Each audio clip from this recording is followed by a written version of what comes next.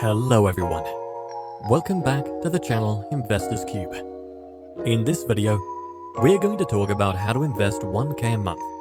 Before starting this video, like the video and subscribe to our channel for future updates. When you have just $1,000 to invest, it might be difficult to know where to begin. Although $1,000 may not seem like much in the grand scheme of things, don't underestimate the power of your investment. Even $1,000 is a great place to start when it comes to achieving long-term financial flexibility. There are several investing alternatives available in today's world. It's nice to have so many options, but picking which path to choose may be difficult. To get you started, here are 7 investing possibilities. Please keep in mind that the information presented in this video is not intended to be considered as investing or financial advice. This video's information is so well curated that it serves the objective of being both informative and educational. To make better investing judgments, you should undertake thorough market research or consult an expert in this area. So without further ado, let's get started. Number 1. Open or replenish a savings account. With yearly interest rates as low as 1%, placing money in a savings or money market account may not appear to be much of an investment. Millions more households, on the other hand, do not have sufficient finances on hand in the event of an emergency. If you're in that situation, this is an excellent place to begin. Here are some reasons why putting money into basic savings is a good idea. Rainy days are an unavoidable part of life. While it's hard to foresee life's twists and turns or when they'll happen, having some cash on hand will always help to soften the impact. And if it keeps you from borrowing money at high interest, like via a credit card, then that small return from the savings account was well worth it. Strive to have at least 3 to 6 months worth of cash stashed away. Number 2. Invest in a 401k. Who doesn't want a pay raise? While many are dissatisfied with their compensation, they may be overlooking an extra pay perk their employer offers in matching 401k or similar company-sponsored retirement plan account contribution. The mechanics are straightforward. If your employer matches your contribution will be doubled, generally up to a specific percentage of your gross earnings. If your employer provides a 3% match, for example, it will contribute $30 to every $1,000 of your income, but only if you choose to contribute the same 3% of your pay to a 401k or equivalent retirement plan.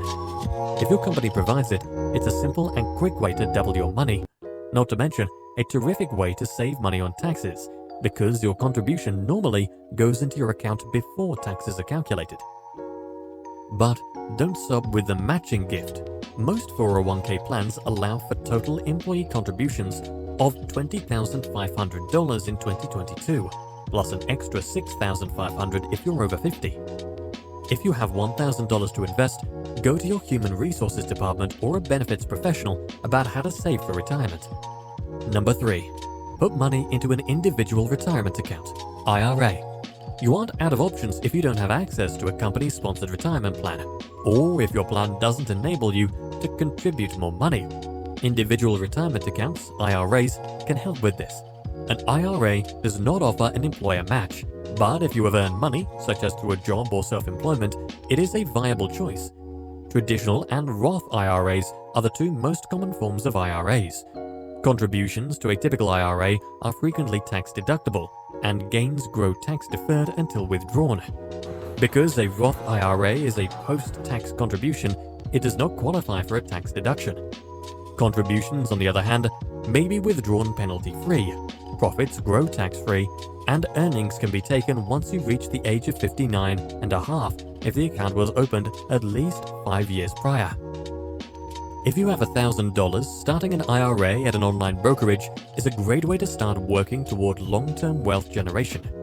For 2021, investors can deposit up to $6,000 into an IRA and up to an additional $1,000 if you're older than 50. Number 4. Open an account with a taxable brokerage firm. If you've exhausted the previous 3 alternatives and still have $1,000 to invest, you might start a taxable investing account. Consider this a savings account, as all earned income and interest will be taxed each year. However, compared to a savings account, the potential upside is greater. To be sure, any investment has risks, and there's no assurance you won't lose your $1,000. However, there are a variety of choices available in brokerage accounts to limit the risk of investing. More on that below. Also, keep in mind that putting $1,000 is merely the beginning. Regular deposits are essential for investing. The more frequent, the better. Consider setting up a regular deposit, monthly or quarterly, once you've established a brokerage account to keep working towards your financial objectives. Number 5. Invest in exchange-traded funds, ETFs. It's time to start investing after you've opened an IRA or brokerage account. If you're new to investing, an exchange-traded fund, ETF, is a great place to start. There are many of ETFs to select from, many of which mirror a benchmark such as the bond or stock markets in the United States. ETFs are simple to buy, have lower costs on average than many other investing alternatives such as actively managed mutual funds, and may take modest investments. To begin your investing journey, discover how to invest in ETFs with $1,000. Number 6. Take use of a Roboadvisor. You don't want to look for and manage an investing portfolio. Use a Roboadvisor, which is an online service that automates certain aspects of financial planning and portfolio management. There are several robo-advisors to pick from these days. Most of them need little or no initial payment. $1,000 is more than enough to get started, and will select a portfolio of funds or ETFs based on your long-term objectives. The service will help you set up a plan for making recurring deposits to help you reach your final financial destination, and management fees are typically less than 0.3% per year. For every $1,000 in your account, that's $3 in annual charges.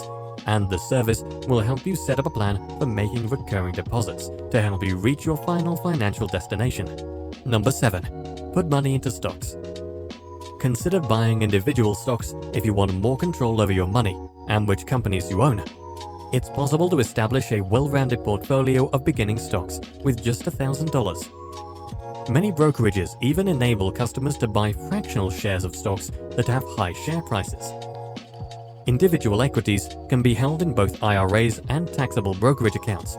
Individual stock gains are also not taxed until you sell them, making this an excellent approach for delaying taxes in a brokerage account. But remember, stocks represent an ownership stake in a business. Few start a new venture with the intent of staying in business for just a short time. Owning stocks works best in much the same way. Owning a piece of a quality business becomes increasingly powerful the longer one sticks with it. So if you go this route, it's important to do some homework and make a purchase with the intent of holding the stock for at least a few years, if not indefinitely. That is all for today's video. Thank you for watching. If you found this video informational, please consider hitting the like button, subscribing to the channel. Make sure to press the bell notification to never miss out on any new updates from us. And also, don't forget to comment on your opinion on investing. We'll see you all in our next one. Till then, goodbye.